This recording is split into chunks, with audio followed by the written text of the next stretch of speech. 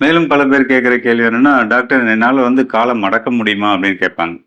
ஏன்னா, ரொம்ப தேய்ஞ்சிருக்கிறவங்க ஆல்ரெடி அவங்களால கால ஃபுல்லா மடக்க முடியாது. ஏன்னா தேய்மானம் இருக்கும்பொழுது, அந்த ஜாயிண்ட் சர்ஃபேஸ் எல்லாம் தேஞ்சு கரடுமுரடா இருக்கிறனால, அவங்களே பார்த்தோம்னா கால வந்து பாதி தான் மடக்குவாங்க. கால்வாசி தான் மடக்குவாங்க. கீழலாம் உட்கார முடியாது. சேர்ல உட்காரலாம், பெட்ல உட்காரலாம். ஆனா கீழயோ, முக்காலிலயோ உட்கார சிரமமா இருக்கும். இந்தியன் டைம் டாய்லெட்லாம் உட்காரவே முடியாது.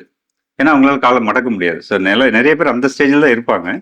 ஸோ இந்த அளவுக்கு இருக்கிறவங்க யூசுவலி நார்மலான முழங்கால் மூவ்மெண்ட் பார்த்தோம்னா, கால ஸ்ட்ரைட்டா வச்சிருக்க 0 டிகிரி அப்படின்னா, அங்கிருந்து ஒரு 130, 135 டிகிரி அளவுக்கு அதாவது உங்களுடைய கெண்டைக்கால் வந்து தொடையின் பின்புறம் படுற அளவுக்கு கால நார்மலா மடக்க முடியாது. அதான் நார்மலான மூவ்மெண்ட்.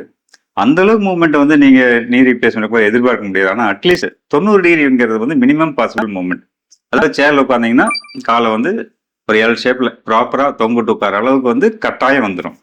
அதுக்கு மேல எவ்வளவு வந்தாலும் போனஸ். ஏன்னா யூசுவலா நார்மலா 90 டிகிரி மடக்கிட்டோம்னா, வண்டியில போகலாம், பஸ்ல போகலாம், படி ஏற இறங்கலாம். எல்லா விதமான நார்மல் ஆக்டிவிட்டீஸ்க்கு அது போதும்.